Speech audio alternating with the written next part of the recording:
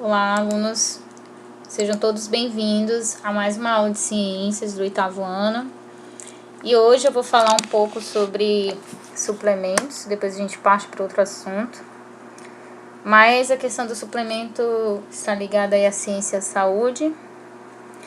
E, na verdade, é um assunto bastante complicado, mas se você conseguir entender a aula, você vai ver que os suplementos, eles não são tão ruins nesse sentido. Eu acho que tudo é questão de equilíbrio e seguir a orientação do médico, tá? Então, algumas pessoas que fazem atividades físicas regulares, elas sempre têm um objetivo em mente, que é o ganho de massa muscular. Só que elas acham que para ter esse ganho de massa muscular, elas precisam tomar suplementos. Os suplementos, o que eles são? Eles são substâncias aí, né, que se coloca nos alimentos, tá? Geralmente algumas pessoas, elas misturam com água e tomam esses suplementos, como vocês podem observar aqui na imagem. Algumas tomam em cápsulas, como vocês viram aqui nessa outra imagem do prato. Então, o suplemento, ele nada mais é do que aminoácidos e proteínas. E a gente já estudou sobre o que é aminoácidos. Os aminoácidos, eles formam as proteínas. Só que aí vem aquela questão do consumo de suplementos em excesso, que quebra toda a magia em si da atividade física e da alimentação equilibrada. Então, em geral, quem pratica muita atividade sempre tem a necessidade de ingerir mais calorias, justamente porque aquela pessoa que está executando uma atividade física, ela está gastando energia. E aí ela precisa de muita energia. E essa energia, ela encontra nos alimentos e nos suplementos, né? Também podemos encontrar nos suplementos quantidade de carboidratos. Além disso, vem aquela questão do equilíbrio, né? Por isso que o nome do capítulo é alimentação equilibrada. Algumas pessoas, elas não sabem como tomar esses suplementos. Os suplementos, eles têm que ser tomados de forma equilibrada e, lógico, tem que seguir uma prescrição médica. Você não pode simplesmente sair por aí tomando suplemento em excesso e sem uma prescrição médica. Então, o que acontece? Se a gente toma muito suplemento com a pressa de querer ganhar massa muscular, isso acontece muito com as pessoas que ficam fissuradas pela academia e quer ter logo músculo, isso não é legal, tá? Por quê? Porque quando você coloca aminoácidos ou proteínas em excesso, você vai acabar sobrecarregando os seus rins. E a gente vai conhecer bastante sobre eles quando a gente for estudar sistema urinário. E o que seria essa questão de sobrecarga? Quando a gente for estudar, você vai entender que todas as substâncias que você consome passam pelo seu rim. E aí, se você coloca substâncias demais, ou seja, nutrientes demais no seu rim, ele não vai conseguir dar conta de limpar seu sangue. E isso pode fazer com que haja uma falha nesse órgão, né? Que são os rins.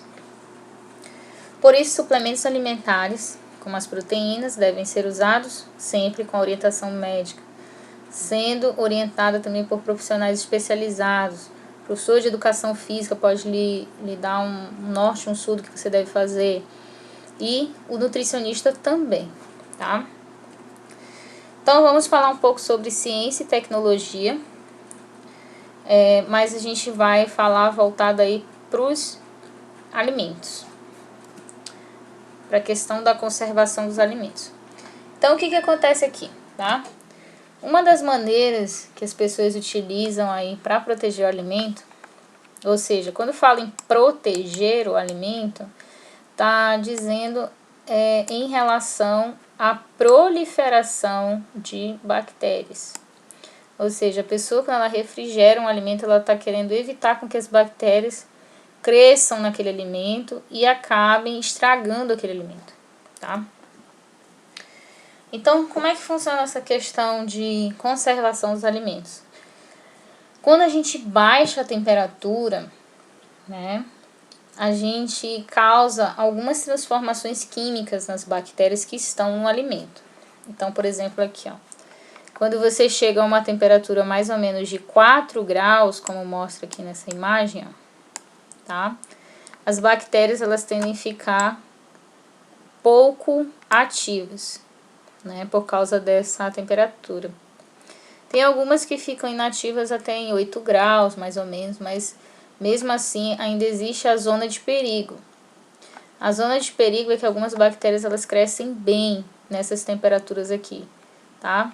De 63 até 10 graus, mais ou menos, tá?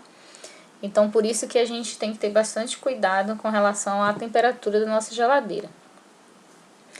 Então, quando você baixa a temperatura, ou seja, a temperatura ficar aí numa reduzida, né?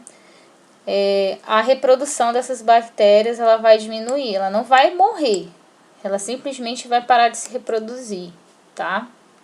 Então, por isso que é importante conservar o alimento na geladeira, porque lá é frio, então elas diminuem a reprodução lá, mas elas vão continuar lá, tá? Então, a refrigeração, como eu falei, ela não mata totalmente, ela vai só diminuir ou vai interromper a reprodução dessas bactérias. Mas a maioria dos micro-organismos interrompe sua reprodução entre 14 e 18 graus, tá?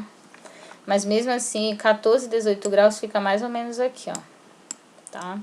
Ou seja, é uma zona de perigo ainda. Por isso, o congelamento é uma técnica muito usada para conservar até que eles cheguem ao consumidor. Então, o congelamento aqui, tá? Ele é um processo eficaz. Por quê? Porque a essa temperatura as bactérias, elas não vão conseguir ficar ativas. Então, é essa temperatura que é ideal para que elas, na verdade, fiquem latentes, ou seja, elas fiquem tipo adormecidas. Por isso que, na verdade, tem esse desenho aqui da bactéria dormindo, tá? Mas mesmo assim, algumas ainda não morrem. Mas uma das formas de se livrar delas é ferver aquele alimento.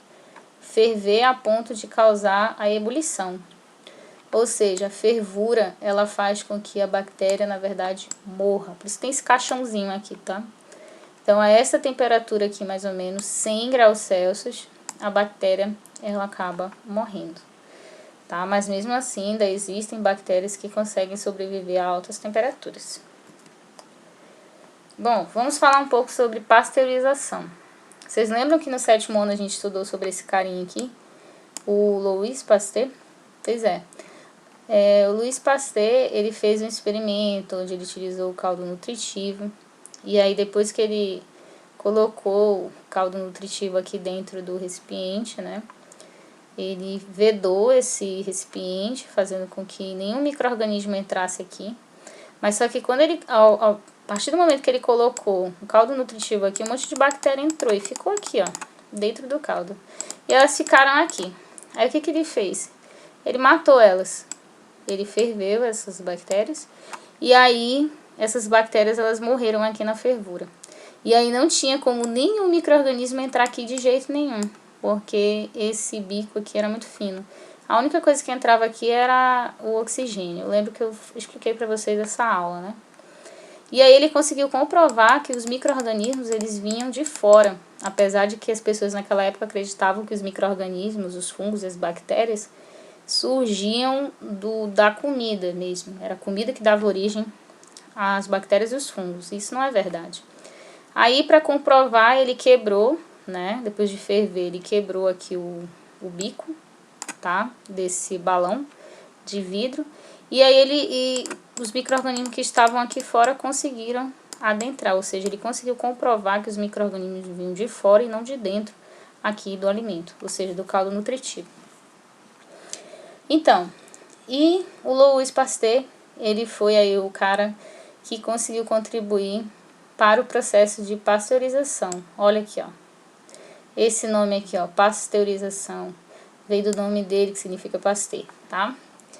E o que é pasteurização? Pasteurização é um processo em que o leite, ele é aquecido a uma temperatura de 72 graus e 75 graus, mais ou menos aí de 15 a 20 segundos, fazendo com que as bactérias que estão naquele leite possam morrer.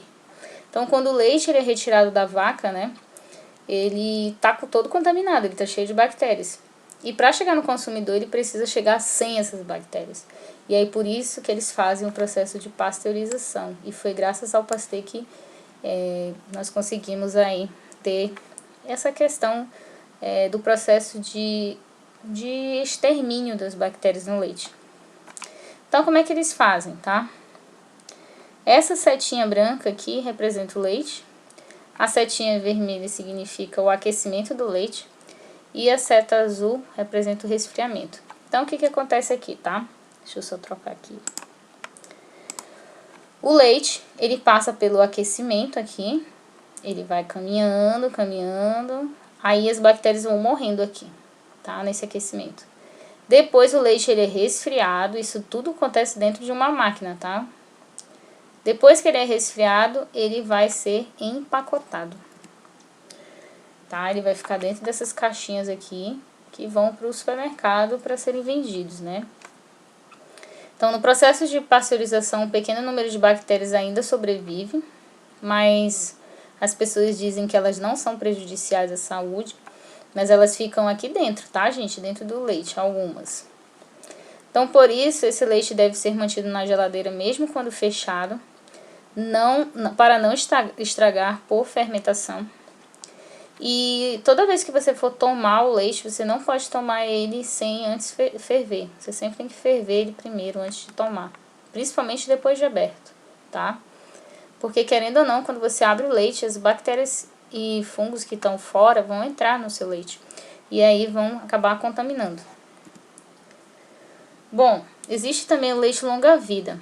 Esse tipo de leite, ele é um leite em que ele sofre uma temperatura maior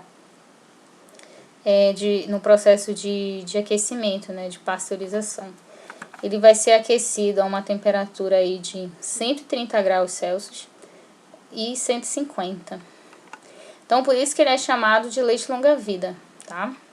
Porque a temperatura é muito alta e ele dura muito mais que o leite comum que a gente viu ainda agora, que é o pasteurizado.